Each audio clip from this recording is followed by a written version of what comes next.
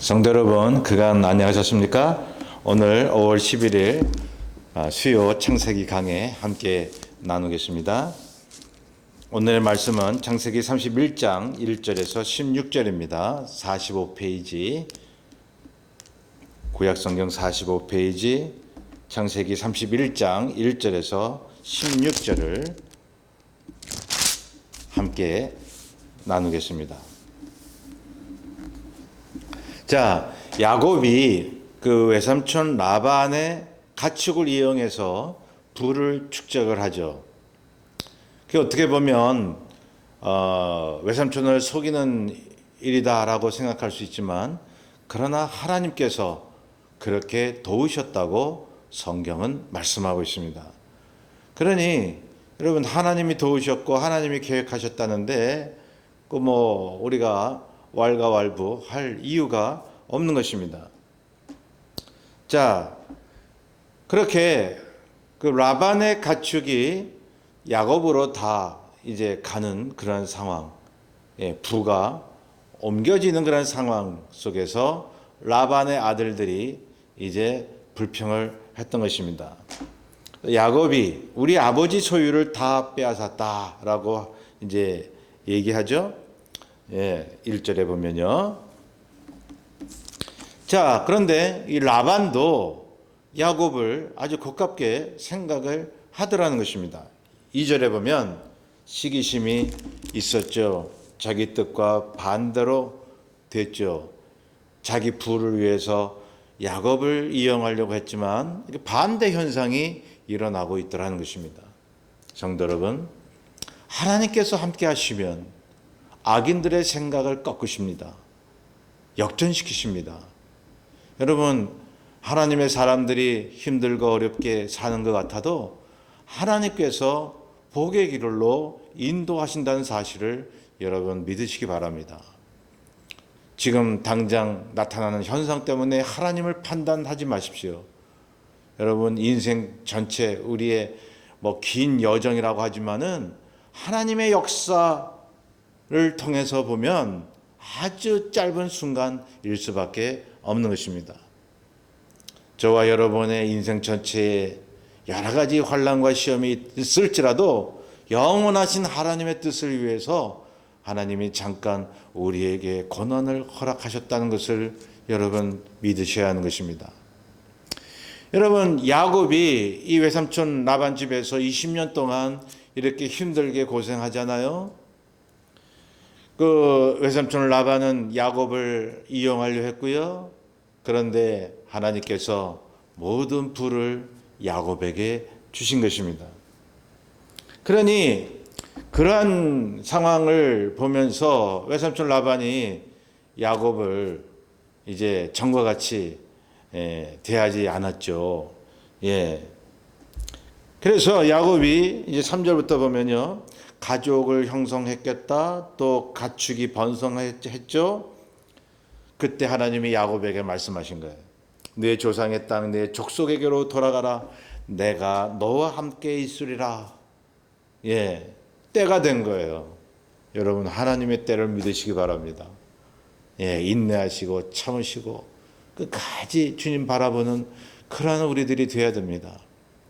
여러분, 평생 하나님의 뜻이 나에게 이루어지지 않더라도 우리가 죽는 순간 이루어질 수도 있어요. 아니면 우리가 이 땅을 떠나고 나서 자손들에게 이루어질 수 있습니다. 하나님의 뜻은 이루어지는 것입니다. 오직 그분을 위해서 이루어지는 것입니다. 자, 하나님의 음성을 듣고 야곱이 4절부터 보면 라헬과 레아를 자기 양떼가 있는 들로 불러서 이야기하죠. 자신이 이제 고향 땅으로 돌아가야 할 이유를 이제 아내들에게 이야기를 하는 것입니다. 그 이유가 5절부터 나오죠. 5절에 보면 라반이 야곱을 대하는 게 전과 같지 않다 하는 거죠. 너희들 아버지가 나를 전과 같이 대하지 않는다 이거죠. 이럴 수 있느냐 이거죠. 나는 정당하게 가축을 모으고 했는데 너희 아버지가 나를 이렇게 천대할 수가 있느냐. 여러분, 뭐 그렇게 얘기할 수 있지 않습니까? 근데 이 라헬과 레아가 아버지 편을 들만도 한데 여러 가지 객관적인 이유를 통해서 남편 야곱의 말을 듣고 있습니다. 여러분 참 이게 아버지 편이냐 남편 편이냐 참 애매할 때가 있잖아요. 그럴 땐 말이죠. 정당한 이유를 여러분 생각하셔야 됩니다. 하나님의 기준으로 판단하셔야 하는 것입니다. 5절부터 보면 그래서 라반이 야곱을 전과 같이 그렇게 대하지 않는다. 그러나 하나님이 함께 계신다. 하나님이 함께 계신다. 여러분 사람이 우리를 조롱하고 우리를 우습게 봐도 말이죠. 하나님이 나와 함께 하신다는 믿음을 가지셔야 됩니다. 사람에게 너무 이렇게 미움이나 원망 갖지 마세요. 저 사람이 왜 나한테 이렇게 대해? 라면서 너무 슬퍼하지 마십시오. 하나님이 나와 함께 계십니다. 하나님이 내 편이십니다. 사람이 우리를 어찌할 것입니까? 자, 당신들의 아버지가 나를 전과 같이 대하지 않았지만 그러나 하나님이 함께 하신다 하는 거죠. 6절에 야곱이 라반을 섬겼는데 이제 그 라헬과 레아의 아버지가 나를 속여 품삯을 10번이나 변경을 했다는 것이죠. 약속해 놓고 그거를 변개했다는 거죠. 예. 그러나 하나님이 막으셨다는 거예요. 왜 하나님이 막으셨습니까? 외삼촌 라반이 야곱의 그러한 그 노동력을 착취해서 자신의 부를 이루려고 했던 것, 그리고 야곱에게 품삯을 주겠다고 했지만은 정당한 대가를 치르지 않았던 것, 그 자체를 막으셨다는 거예요. 왜 그렇죠? 하나님의 언약 때문입니다. 하나님께서 아브라함과 이삭과 야곱을 통해서 부를 이루게 하시고 또한 후손을 번성시키시고 땅을 차지하게 하신다고 하는 그러한 약속을 이루기 위해서 악한 자들로 하여금 의로운 자의 재산을 탈취하지 못하도록 막으셨던 것입니다. 여러분, 오늘날도 믿는 자들이 좀 가난하고 병들게 살아도요, 여러분 하나님께서 함께 하십니다. 모든 세상 주변 사람들이 믿는 자를 어찌할 수가 없는 것입니다. 그러므로 우리는 하나님을 굳게 믿고 그분의 언약을 우리는 늘 기억해야 할 것입니다. 세상 사람들이 우리 믿는 자를 해하려 해도 하나님이 막으신다. 그래서 8절부터 보면요, 온 양떼가 점이 있고 얼룩 무늬가 있는 양들을 낳게 하신 하나님. 예, 애시당초 외삼촌 라반이 약속을 했죠. 그런 양들이 나오면 다 네 것이다. 그런데 라반은 생각을 했죠. 그런 양들이 나올 턱이 있나? 예? 양은 희고 염소는 까만데 그런 것들은 아주 희귀한 거야. 별로 나오지 않을 거야 라고 생각을 한 거죠. 근데 하나님이 개입하시니 새끼 배는 그러한 양들마다 점 있고 얼룩덜룩한 그러한 새끼들을 낳게 된 것입니다. 하나님께서 개입하셨기 때문입니다. 근데 그런 걸 보면 하나님이 라반의 가축을 빼앗아서 야곱에게 주셨다라고 우리가 말을 할 수 있는 것입니다. 꿈에 하나님이 나타나죠. 야곱에게 양떼를 탄 순양은 다 얼룩무늬 있는 것, 점 있는 것과 아롱진 것이다. 다 네 것이다. 내가 라반이 너한테 하는 것을 보았다. 너한테 그렇게 부당하게 대하는구나. 그러나 나는 네 편이야. 그 라반의 것이 네 것이다. 그러니 말이죠. 하나님이 보통 역사하시는 게 아닙니다.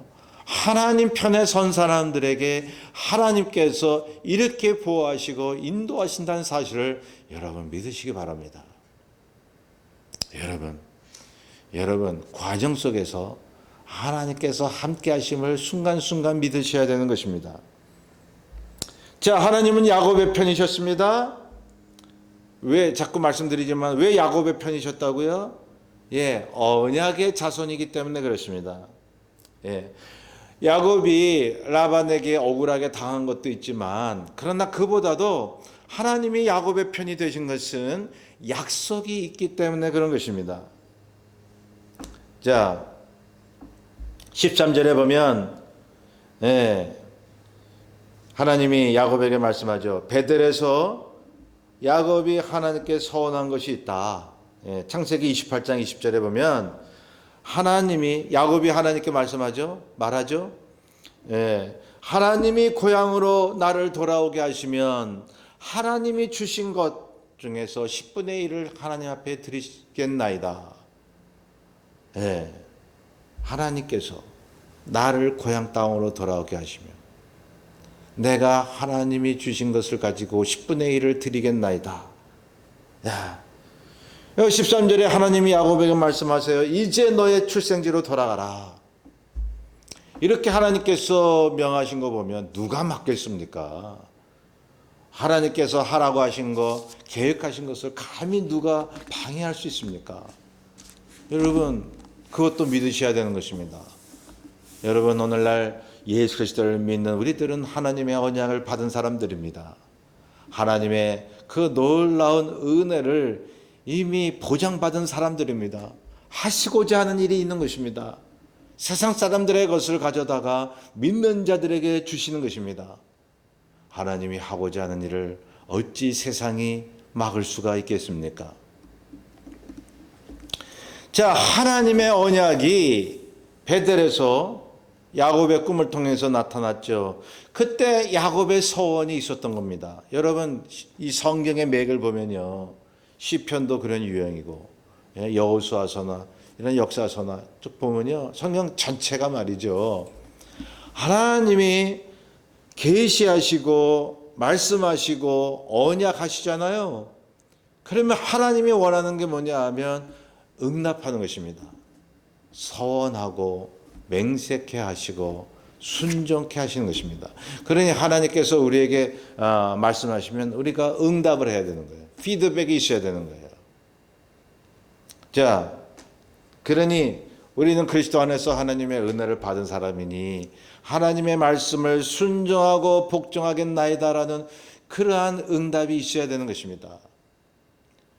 그 믿음의 유형이 우리 평생 우리가 가져야 할 그 신앙의 틀입니다.